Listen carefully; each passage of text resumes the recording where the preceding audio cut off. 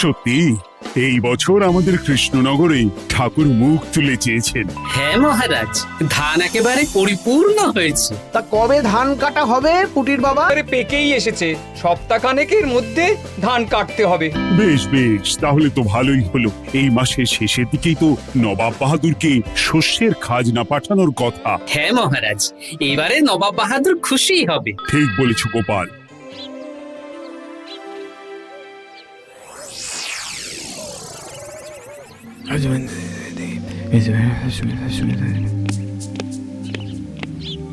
প্রণাম খাম্বাজরাজ। ওই তো কৃষ্ণনগরের মন্ত্রী চলে এসেছে। ও, এর কথাই তুমি বলেছিলে? হ্যাঁ, ওই রাজ্যের সব খবরাখবর আমায় দেয়। ইনি কে? ইনি হলেন জমিদার কেশকান্ত বর্মন, আমার রাজ্যেরই দক্ষিণ পশ্চিম গ্রামের জমিদার, আমার প্রিয় বন্ধু। নামটা বেশ অন্যরকম, কেশকান্ত। আসলে ওদের বংশ পরম্পরায় সকলের উন্নত ঘন কেশ আছে, তাই ওদের পরিবারের সবারও নামে একটা করে কেশ আছে। আমি খাম্বাজ রাজের সৌমিত্র এবং সুপরামর্শদাতা। কিছুদিন আগে আমার মাথায় খুব খুশকি হচ্ছিল, মাথার চুল পাতলা হয়ে আসছিল। কিন্তু আমার পরামর্শে একটা তেল মাখতেই মহারাজের মাথার চুল এখন ঘন হয়ে উঠেছে, আর কোনো সমস্যা নেই। বাহ বাহ বাহ, ভালো ভালো ভালো। এবার তাহলে কাজের কথাটা বলে দিন। এবারে তো শুনলাম তোমাদের রাজ্যে অনেক ধান উৎপাদন হয়েছে, তাই স্বাভাবিকভাবে নবাব বাহাদুরের কাছে রাজস্ব অনেক বেশি দেবে, কি তাই তো? হ্যাঁ, এবারে রাজস্ব দানে কৃষ্ণনগরে প্রথম হবে। না, তা হবে না। নবাবের কাছে অত ধান পৌঁছবে না, এমনকি কৃষ্ণচন্দ্রের কাছেই চাষিরা বেশি ধান রাজস্ব দিতে পারবে না। সেটা কি করে হয়? পাকা ধানে মই দিতে হবে। বললাম না, ও আমার সুপরামর্শদাতা। হ্যাঁ, আমার মন্ত্রীকে বাণিজ্যের কাজে বাইরে পাঠিয়েছি কিছুদিন, তাই কেশকান্ত মাঝে মধ্যেই আমার কাছে আসে, গল্পগুজব করে আর সুপরামর্শ দেয়। কিন্তু আমি কি করব? তুমি রাতের অন্ধকারে চাষিদের ধান জমিতে পাকা ধানে মই দিয়ে দাও, এমন ভাবে কাজটা করবে যাতে কাক পক্ষীতেও টের না পায়। আর তাতে আমার লাভ? প্রত্যেক বছর নবাব রাজস্ব দানে বিজয়ীকে 3000 মোহর দেয়, আমি তোমাকে তার থেকে 1000 মোহর উপহার দেব। 1000 মোহর? হ্যাঁ হ্যাঁ, যাও যাও যাও, কাজটা শুরু করে দাও। আচ্ছা।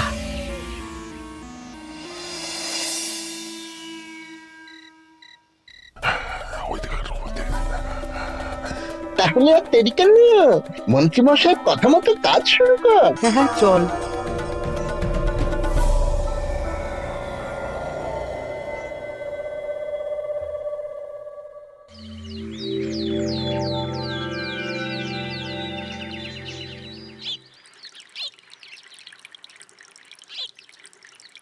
এবারে তো চাষাবাদ বেশ ভালোই হয়েছে।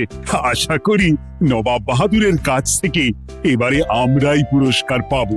হ্যাঁ মহারাজ, সারা বাংলায় কৃষ্ণনগরের মতো উৎপাদন এই বছরে কোথাও হয়নি। সর্বনাশ হয়ে গেছে মহারাজ, সর্বনাশ হয়ে গেছে। কি সর্বনাশ হয়েছে গো পুটির বাবা? গতকাল রাতে আমাদের সব জমির পাকা ধানে মই দিয়ে দিয়েছে। সে কি? এবার আমরা কি করব মহারাজ? কাদের কাদের জমিতে হয়েছে এসব? যেই জমিতে তাকাবেন সেই জমিতেই এই কাণ্ড, ধান ঝরে সব মাটিতে পড়ে আছে। এবার আমরা কি করব? হায় হায় হায়, এবার আমাদের রাজ্যের কি হবে? নবাব বাহাদুরকে তো জবাব দিতে পারবো না। বড় বিপদ হয়ে গেল, রাজ্যে গ্রহের প্রকোপ নেমে এলো। ও, আর কদিন পরেই আমার টেকে আসবে 1000 মোহর।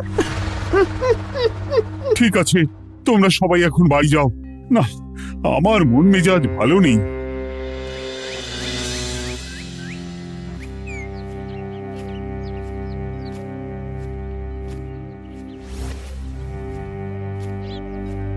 ওগো, তুমি শুনেছো কি হয়েছে? পুটির মা হাউ হাউ করে কাঁদছিল গো। হ্যাঁ গিন্নি, পুঁটির বাবা কয়েকজন চাষি ভাইদের নিয়ে রাজসভায় এসেছিল। শুনলাম রাতারাতি কে বা কারা চাষ জমিতে পাকা ধানে মই দিয়েছে। কত বড় সর্বনাশ হয়ে গেল বলো, কি হবে গো? কি যে হবে ভগবান জানে। বলি তুমি পারলে না পুটিদের একটু সাহায্য করো। হ্যাঁ, আমি মনে মনে ভেবেই রেখেছি বুঝলে, এবার বেতন পেলে পুঁটিদের বাড়িতে মাসোহারার জিনিসপত্র দিয়ে আসবো। নবাব বাহাদুরের কাছে মহারাজ খাজনা কিভাবে দেবেন? সেটাই তো বুঝতে পারছি না। আপনি এত চিন্তা করবেন না। রাজবাড়ির ভাড়ার থেকে আপাতত কিছু বস্তা ধান পাঠানোর ব্যবস্থা করুন। তারপর নবাব বাহাদুরের কাছে গিয়ে বলবেন, আস্তে আস্তে সব দিয়ে দেবেন মহারাজ। তাই করতে হবে, তাছাড়া তো আর অন্য কোনো উপায় দেখতে পাচ্ছি না। কিন্তু এবারে আর আমাদের মান রক্ষা হবে না। দেখি 2-1 দিনের মধ্যেই যতটা সম্ভব ভাড়া থেকে ধান পাঠানোর ব্যবস্থা করব।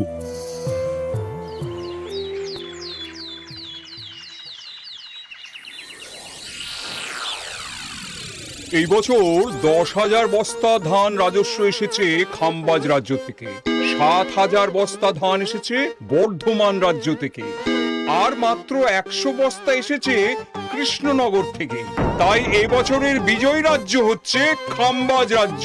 খাম্বাজ রাজ্যের রাজার হাতে 3,000 মোহর উপহার হিসেবে তুলে দিচ্ছেন। আর কৃষ্ণচন্দ্র, তোমার রাজ্যের এরকম হাল কেন? এবারে আমাদের সমস্ত রাজ্যের পাকা ধানে কেউ বা কারা মই দিয়ে দিয়েছে। সেসব তোমার মাথা ব্যথা, আমার ধান কোথায়? 100 বস্তা ধান রাজস্ব, কম করে 800 বস্তা ধান রাজস্ব দেওয়ার কথা, কিন্তু তুমি তোমার কথার খেলাপ করেছো। এই বছর আমি নিরুপায় জাহাপানা। আমিও নিরুপায়। হয় তুমি আগামী 1 সপ্তাহের মধ্যে আমাকে 5,000 মোহর দেবে, নইলে কৃষ্ণনগরের সিংহাসন থেকে সরে যাবে। এত বড় শাস্তি দেবেন না নবাব বাহাদুর। আপনি অন্তত মাস 6 সময় দিন, আবার ধান চাষ করিয়ে আপনাকে প্রাপ্য ধান দেওয়া হবে। বেশি কথা বলছো কৃষ্ণচন্দ্র, তুমি 5,000 নয় 6,000 মোহর 1 সপ্তাহের মধ্যে দেবে। বেটা গোপাল বেশি পাকা, অত কথা বলতে কে বলেছিল? গোপাল, এটা তুমি কি করলে? হায় হায় হায়! সর্বনাশের সময় যখন ঘনিয়ে আসে তখন বিপদের ওপর বিপদ এভাবেই আসে। আমার পাওনা। আরে এখন না, তোমাকে পাঠিয়ে দেব। ওই দেখুন, খাম্বাজ রাজের সাথে কথা বলছি। এখন বেশি কথা বললে কৃষ্ণচন্দ্র আর গোপাল সন্দেহ করবে। চলুন তো দেখি ওখানে গিয়ে কি কথা বলছে। কি কথা বলছো মন্ত্রী? মন্ত্রী আমায় বিজয় অভিনন্দন জানাচ্ছিল। বিজয় অভিনন্দন তো উপহার পাওয়ার সময় জানাতে পারতেন মন্ত্রী মশাই। যাই হোক, আপনাকে তো ঠিক চিনতে পারছি না। আমার নাম কেশকান্ত, আমি খাম্বাজ রাজ্যের দক্ষিণ পশ্চিম গ্রামের জমিদার। কেশকান্ত আমার বিশেষ বন্ধু। আপনার কেশ নিয়ে বেশ ভাব দেখছি। হ্যাঁ, ওই কদিন আগে তো খাম্বাজ রাজের মাথার চুল পাতলা হয়ে আসছিল, খুশকি হচ্ছিল আর কি। তো ওনার পরামর্শে একটা তেল মেখেই তো খাম্বাজ রাজের আবার ঘন কালো চুল ফিরে এসেছে। কেশকান্ত জমিদার হতে পারে, কিন্তু ওর অর্থনৈতিক অবস্থা তাবর রাজাদের থেকে অনেক ভালো। কয়েক হাজার বিঘা জমির মালিকও, তার সাথে চুলের তেলের ব্যবসা করেও হাজার হাজার মোহর রোজগার করে।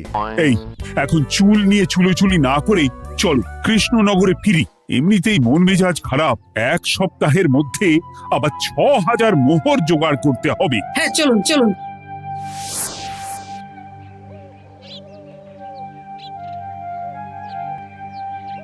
আচ্ছা মন্ত্রীমশাই, আপনি এই কেশকান্ত জমিদারের ব্যাপারে এত কিছু জানলেন কি করে?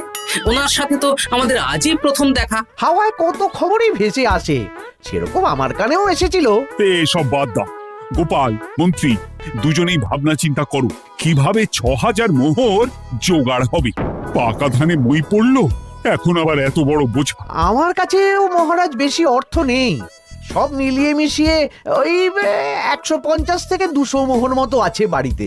যদি বেশি থাকতো আমি আপনাকে নিশ্চয়ই সাহায্য করতাম মহারাজ। তাও করতেন কিনা সন্দেহ। তুমি চুপ করো। মন্ত্রীমশাই ওই লোকটাকে জানলো কি করে?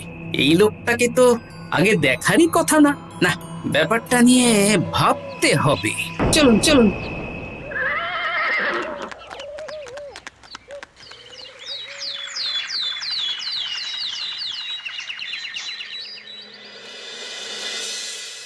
বুঝলে গিন্নি, 1 সপ্তাহের মধ্যে মহারাজকে 6000 মোহর জোগাড় করতেই হবে, নইলে সিংহাসন ছাড়তে হবে। এখন কিন্তু আমাদের উচিত মহারাজের পাশে দাঁড়ানো। কিছু ভেবেছো কি? আপাতত আমার বিয়েতে পাওয়া আংটি বন্ধক রাখবো, আর তুমি যদি হ্যাঁ হ্যাঁ, আমার যে দুটো গয়নাগাটি আছে ওগুলো বন্ধক রাখো, পরে আস্তে আস্তে ছাড়িয়ে নেবো খন। দেখি বাকি সভাসদদেরকেও বলবো, যে যতটা পারে, তারপর ভগবানই ভরসা।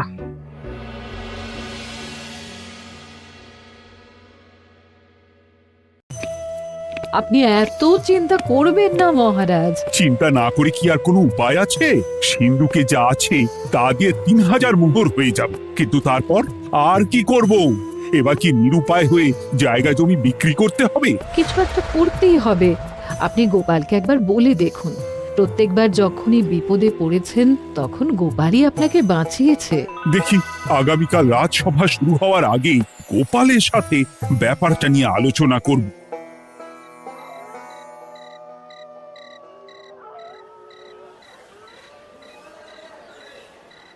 এই যে শেখরা, কি করছো? এই তো, বলুন। শোনো, আমার গিন্নির জন্য একটা হীরের হার বানাতে হবে, ওই 1000 মোহরের মধ্যে। 1000 মোহরে তো হীরের নাক, কান, গলা, হাত, পা সব গয়না, এই সব গয়না হয়ে যাবে মন্ত্রীমশাই। তাহলে বানাও, এই নাও 1000 মোহর। ওরে বাবা, মন্ত্রী মশাই, 1000 মোহর! এই মন্দার বাজারে এত মোহর কোথায় পেলেন? গতকালই তো বললেন আপনার কাছে 150 থেকে 200টা আছে। সে যেখান থেকেই পাই, তাতে তোমার কি? না, আমার কিছু না। শেখরা, আমি কয়েকটা গয়না বন্ধক রাখবো। দেখি কি আছে। এই সব মিলিয়ে এতে আমি 15 মোহর দিতে পারবো। বেশ, তাই দাও। আমি ধীরে ধীরে শোধ করে গয়নাগুলো ছাড়িয়ে নেব। হ্যাঁ, মন্ত্রীর ব্যবহারগুলো বেশ সন্দেহজনক লাগছে। দেখি, গুপ্তচরকে কাজে লাগাতে হবে, মন্ত্রীর পিছনে ছায়ার মতো লেলিয়ে দিতে হবে।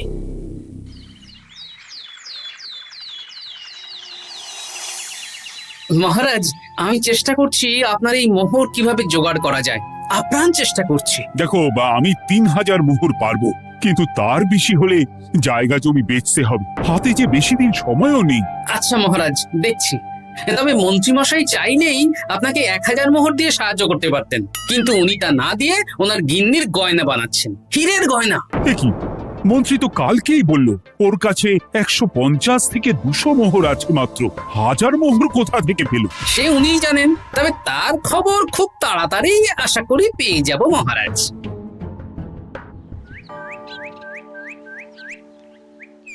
কাজটা একদম ঠিক করলেন না মন্ত্রীমশাই। আপনার কথা শুনে আমরা সবার জমির পাকা ধানে মই দিলাম, কিন্তু আমরা একটা পয়সা পেলাম না। আপনি যে এই কাজ করার জন্য খাম্বাজ রাজার কাছ থেকে ওই 1000 মোহর উপহার পেলেন, সেটা দিয়ে গিন্নির গয়না বানাতে দিলেন, কিন্তু আমাদের বেলায় লবডঙ্কা। আরে তোদেরকেও দেবো, একটু সবুর কর, আগে গিন্নির মাথাটা ঠান্ডা করি। না না, আমাদের এক্ষুনি চাই। আরে এক্ষুনি কি করে দেবো, আমার হাত খালি। আচ্ছা আচ্ছা, ঠিক আছে, এই নে 2 মোহর ধর, 2 ভাই ভাগ করে নে, পরে আরো দেবো। এটা কিন্তু ঠিক না। এসব আলোচনা খোলামেলা জায়গায় করা উচিত না। উফ, পরে তোদের সাথে কথা বলবো, এখন যেতে দে, বাজার করব, তারপর আবার রাজসভা আছে।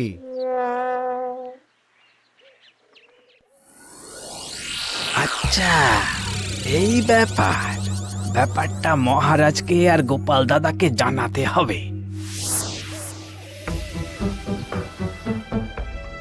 গোপাল দাদা, মহারাজ আসল খবর পেয়ে গেছি। কি খবর? আমি একটু আগে শুনলাম। কাজটা একদম ঠিক করলেন না মন্ত্রীমশাই। আপনার কথা শুনে আমরা সবার জমির পাকা ধানে মই দিলাম, কিন্তু আমরা একটা পয়সা পেলাম না। আরে তোদেরকেও দেবো, একটু সবুর কর। মন্ত্রী, আমি না তোমাকে বেরেই ফেলবো। মহারাজ, মন্ত্রী মশাই এখানে গৌণ, উনি অর্থের লোভে এসব করেছেন, আর ওনাকে দিয়ে করিয়েছেন খাম্বাজ রাজ। হ্যাঁ, যাতে এবারে বিজয়ী হতে পারেন। তাই আপনি এই খবর 5 কান করবেন না মহারাজ।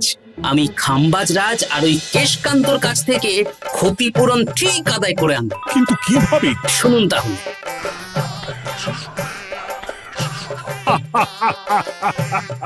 দারুণ বুদ্ধি। তাহলে এখন আসি মহারাজ, কাউকে কিচ্ছু বলার দরকার নেই। আপনি শুধু আগামীকাল সন্ধেবেলা খাম্বাজ রাজের দরবারে চলে আসুন, পারলে নবাব বাহাদুরকেও সঙ্গে করে নিয়ে আসুন। হ্যাঁ,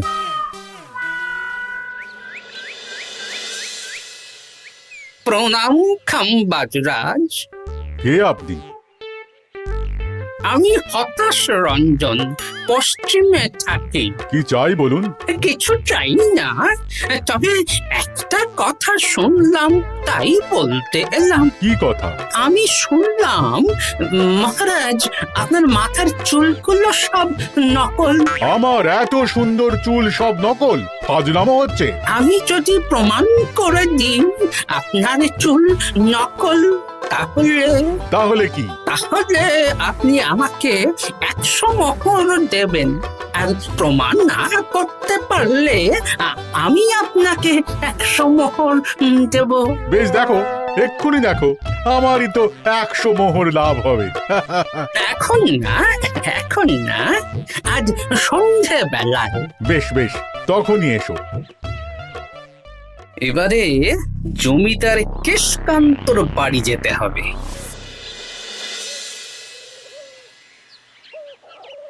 জমিদার মশাই বাড়ি আছেন? কে মশাই আপনি? আমি হতাশ রঞ্জন, পশ্চিমে থাকি।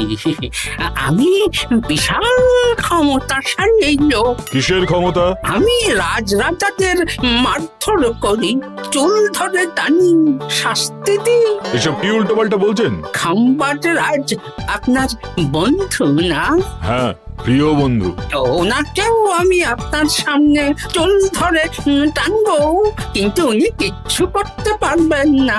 উনি আপনাকে শুলে চড়াবেন। কিছুই করতে পারবেন না, বললাম না আমি বিশাল ক্ষমতাশালী লোক। বিশ্বাস হচ্ছে না তো? তাহলে বাজি ধরুন, 10,000 মোহরের বাজি। 10,000 মোহরের বাজি? হ্যাঁ, আজ আমি খাম্বাজ রাজের রাজবাড়ি যাব, আর আমার শক্তি প্রদর্শন করব, ওনার চুল ধরে টানা হেঁচড়া করব, ওনাকে আহত করব, কিন্তু উনি আমাকে কিছুই করতে পারবেন না। বেশ রাজি, বাজি 10,100 মোহর দিতে পারবেন তো? হ্যাঁ, আমি বাজি হারলে আপনাকে দেব 10,100 মোহর। দরকার হলে ওই কাগজে কলমে লিখিত পরিত করে নিন। বেশ, তাহলে তাই হোক। কিন্তু হ্যাঁ, একটা কথা, আমি শক্তি প্রদর্শন করার আগে থেকে প্রক্রিয়া চলাকালীন সময় পর্যন্ত আপনি খাম্বাজ রাজের সাথে কোনো কথা বলতে পারবেন না। বেশ বেশ।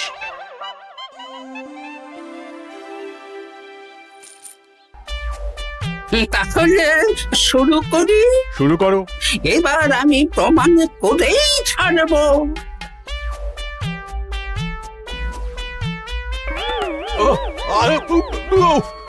লাগছে লাগছে, বাবারে, লাগছে এই সেরেছে। লাগছে, এ তো সত্যি সত্যি চুল ধরে টানছে। লাগছে লাগছে, বাবারে, বাবা। ওরে বাবা রে বাবা, কি শক্ত! এ কি, খাম্বাজ রাজ কিছুই তো বলছেন না, তাহলে কি আমি হেরে গেলাম? না না খাম্বাজ রাজ, আমার ধারণা ভুল, যা শুনেছি তাও ভুল। এবার বিশ্বাস হলো তো? দাও দাও, এবারে 100 মোহর দাও। দিন কেশকান্ত মশাই, আমাকে 10,100 মোহর দিন। এ কি, ও তোমাকে 10,100 মোহর কেন দেবে? ওনার সাথেও তো বাজি ধরেছিলাম। কি বাজি? আপনার এখান থেকে বেরিয়ে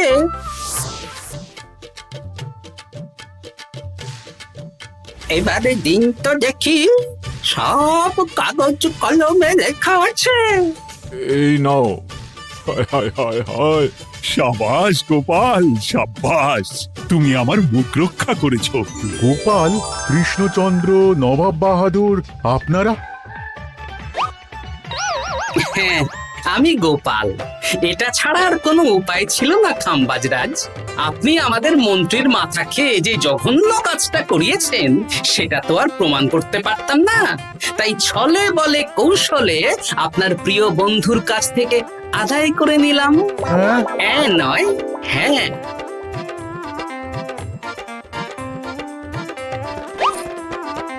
এই নিন মহারাজ। এতে কত মোহর আছে? 10,100 মোহর। এর থেকে 100 খাম্বাজ রাজকে দিন, 6,000 নবাব বাহাদুরকে, আর বাকিটা আপনার কাছে রাখুন। এত ধান নষ্ট হলো। কৃষ্ণচন্দ্র আমাকে সবটা বলেছে, আর ওর মন্ত্রীকেও নিয়ে এসেছি। ধোলাই খেয়েই সব বলে দিয়েছে। এই কে আছো? কৃষ্ণনগরে মন্ত্রীকে নিয়ে এসো।